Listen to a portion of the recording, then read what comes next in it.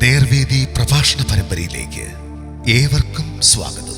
സുവിശേഷകൻ കുഞ്ഞുമോൻ തോട്ടപ്പള്ളി ഇപ്പോൾ നിങ്ങളുമായി ദൈവവചനം പങ്കുവെക്കുന്നു. ശ്രദ്ധിച്ചാലും.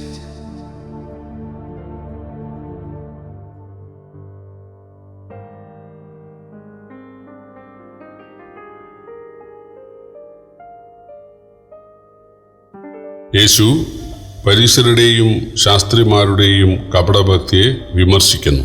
ദൈവനാമത്തിന് മഹത്വമുണ്ടാകട്ടെ. മത്തായി എഴുതിയ സുവിശേഷം 23-ാം അധ്യായത്തിൻ്റെ 1 മുതൽ 6 വരെ ഞാൻ വായിക്കുന്നത് ശ്രദ്ധിച്ചാലും.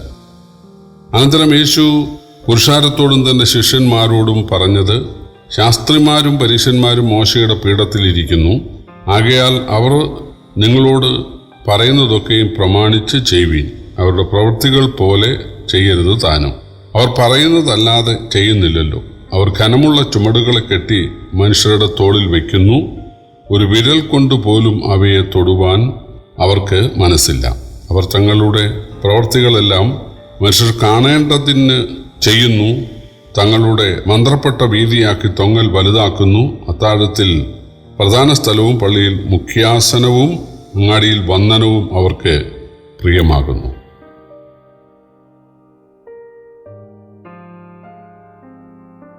കർത്താവായ യേശുക്രിസ്തുവിനെ പരീശന്മാരും ഹേരോദ്യരും ഒരുമിച്ച് വന്ന് പരീക്ഷിച്ചു.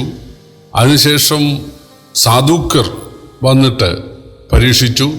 വീണ്ടും പരീശന്മാർ വന്നിട്ട് പരീക്ഷിച്ചു. അവർ ജയിക്കാതെ വിഷണ്ണരായി നിന്ന സമയത്ത് യേശു തൻ്റെ ശിഷ്യന്മാരോടും പ്രസംഗം കേൾക്കാൻ വന്ന പുരുഷാരത്തോടും പറയുകയാണ്, നിങ്ങൾ പരീശന്മാരും ശാസ്ത്രിമാരും ഉപദേശിക്കുന്നത് നിങ്ങൾ കേൾക്കുക, അനുസരിക്കുക. നല്ല കാര്യം. കാരണം അവർ മോശയുടെ പീഠത്തിലിരിക്കുന്നു. ദൈവവചനമാണ് അവർ വായിച്ചു കേൾപ്പിക്കുന്നതും ഉപദേശിക്കുന്നതും. പക്ഷേ അവർ ചെയ്യുന്നത് പോലെ, അവർ പ്രമാണിക്കുന്നത് പോലെ നിങ്ങൾ ചെയ്യാൻ പാടില്ല. കാരണം അവർ മാതൃകയായിട്ടല്ല ജീവിക്കുന്നത്. അവർ ഉപദേശിക്കുന്നു എന്നേ ഉള്ളൂ. അവർ ഘനമുള്ള ചുമടുകളെ കെട്ടി യഹൂദന്മാരുടെ ചുമലിൽ വയ്ക്കുന്നു എന്നല്ലാതെ ഒരു വിരലുകൊണ്ട് പോലും അവർ തൊടുന്നില്ല. അവർ പരസ്യമായി നിന്ന് പ്രാർത്ഥിക്കുന്നു മനുഷ്യർ കാണേണ്ടത്. മന്ത്രപ്പെട്ട വീതിയാക്കി തൊങ്ങൽ വലുതാക്കുന്നു. അങ്ങാടിയിൽ വന്ദനവും പള്ളിയിൽ മുഖ്യാസനവും അവർക്ക് പ്രിയമാകുന്നു. അപ്പോൾ അവർക്ക് സ്ഥാനമാനങ്ങൾ ലഭിക്കണം എന്നുള്ളതല്ലാതെ അവർ മാതൃകയായി ജീവിക്കുന്നില്ല. യേശു തൻ്റെ ഗിരിപ്രഭാഷണത്തിലൊക്കെ പറഞ്ഞത് തന്നെത്താൻ താഴ്ത്തണം, അതുപോലെ സൗമ്യതയുള്ളവരായിരിക്കണം, ഭക്തിയുള്ളവരായിരിക്കണം. അതാണ്. പക്ഷേ യഹൂദന്മാരുടെ നേതാക്കന്മാരായ പരീശന്മാരും ശാസ്ത്രിമാരും അവർ ജനങ്ങളവരെ ബഹുമാനിക്കണം. അതാണ് അവർ ആഗ്രഹിച്ചിരുന്നത്. ഇവിടെ പരീശന്മാരും ശാസ്ത്രിമാരും ഉപദേശിക്കുന്നത് നിങ്ങൾ കേട്ടനുസരിക്കുക എന്ന് പറയുമ്പോൾ ന്യായപ്രമാണത്താലാണ്, 10 കൽപ്പനയാണ് രക്ഷ എന്നാണ് യേശു പഠിപ്പിച്ചതെന്ന് തോന്നിപ്പോകും. എന്തുകൊണ്ടാണ് യേശു അത് പറഞ്ഞത്? യേശു ന്യായപ്രമാണത്തെയോ അല്ലെങ്കിൽ 10 കൽപ്പനയെയോ ഒന്നും നിഷേധിക്കാൻ വന്നതല്ല. അതൊരു കാലഘട്ടം വരെ ഉണ്ടാകും. അത് സഭയുടെ കാലം ആരംഭിക്കുന്നത് വരെ അതുണ്ടാകും. അതിനുമുമ്പ് നീക്കേണ്ട ആവശ്യമില്ല. അതുവരെ അത് തുടരും. പുതിയ നിയമത്തിൽ അന്യഭാഷ, പ്രവചനം തുടങ്ങിയ കാര്യങ്ങളെക്കുറിച്ച് അതൊരിക്കലും നിന്നു പോകും എന്ന് എഴുതിയിട്ടുണ്ട്. അതിൻ്റെ സമയവും പറഞ്ഞിട്ടുണ്ട്. പൂർണ്ണമായത് വരുമ്പോൾ. എന്താണ് പൂർണ്ണമായത്? അംശമായതിൻ്റെ പൂർണ്ണമായത്. അംശമായത് എന്തായിരുന്നു? ദൈവവചനം. അന്യഭാഷയിലൂടെയും പ്രവചനത്തിലൂടെയും, അതായത് പുതിയ നിയമ സത്യങ്ങളുടെ ഭാഗികമായ അംശമായ കാര്യങ്ങൾ ലഭിച്ചിരുന്നു. എന്നാൽ പുതിയ നിയമം മത്തായി മുതൽ വെളിപ്പാട് വരെ ലഭിച്ചു കഴിയുമ്പോൾ പിന്നെയും ആദ്യം ആവശ്യമില്ല.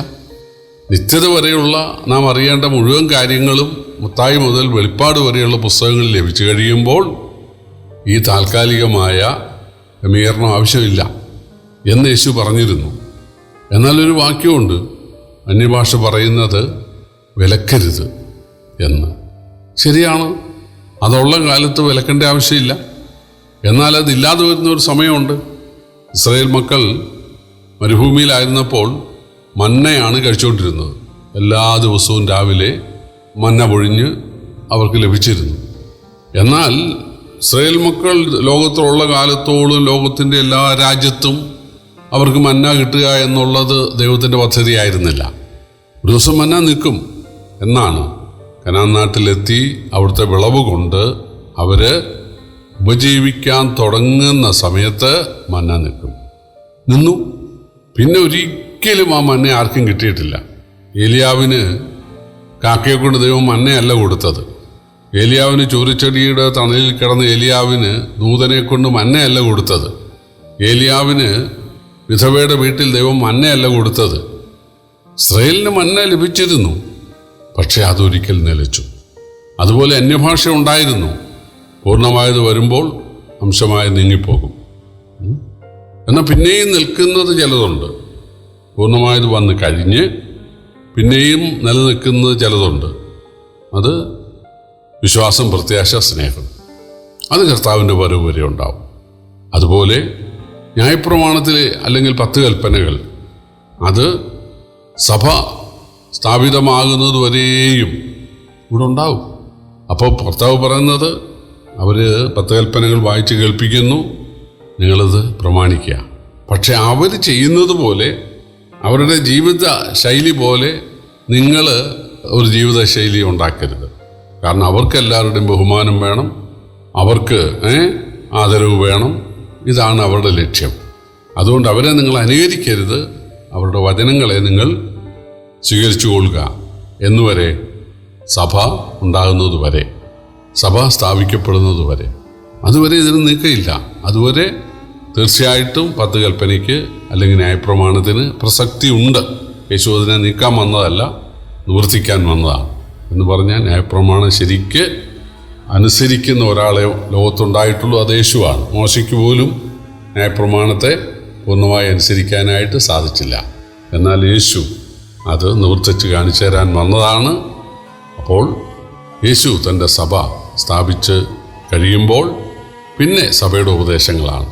പിന്നെ ഈ ന്യായപ്രമാണത്തിലെ ഉപദേശങ്ങൾക്ക് യാതൊരു സ്ഥാനവുമില്ല. ഇതാണ് യേശു പഠിപ്പിച്ചത്. പ്രിയപ്പെട്ടവരെ, പഴയ നിയമത്തിൽ ഇങ്ങനെ എഴുതിയിട്ടുണ്ടല്ലോ, ദൈവമാണല്ലോ നൽകിയത്, ദൈവം കൈകൊണ്ട് എഴുതിയാണല്ലോ നൽകിയത്. യേശു ഇവിടെ പറഞ്ഞത് നിങ്ങളത് അനുസരിക്കാനല്ലേ? അപ്പോൾ അതുപോലെ രക്ഷയ്ക്ക് എന്ന് വിചാരിക്കരുത്. ന്യായപ്രമാണത്തിൻ്റെ കാലമുണ്ട്, ഒരു കാലം. യേശു പറഞ്ഞു യോഹന്നാൻ സ്നാപകൻ്റെ കാലം വരെയാണ് ന്യായപ്രമാണത്തിൻ്റെയും പ്രവാചകന്മാരുടെയും കാലം. അതിനുശേഷം സഭാകാലമാണ്. സഭാകാലത്ത് ഈ ന്യായപ്രമാണത്തിൻ്റെ ആവശ്യം, അതായത് ശബത്ത് അനുസരിക്കുക എന്നുള്ള അതൊന്നും നമുക്ക് ആവശ്യമില്ല. അല്ലെങ്കിൽ യാഗങ്ങളോ പെരുന്നാളുകളോ പരിച്ഛേദനയോ അതൊന്നും സഭയ്ക്ക് ആവശ്യമില്ല. ഇത് വകതിരിച്ച് പഠിക്കുവാൻ കർത്താവ് നമ്മെ സഹായിക്കട്ടെ. കർത്താവിൻ്റെ വലിയൊരു നാമം വാഴ്ത്തപ്പെടുമാറാകട്ടെ.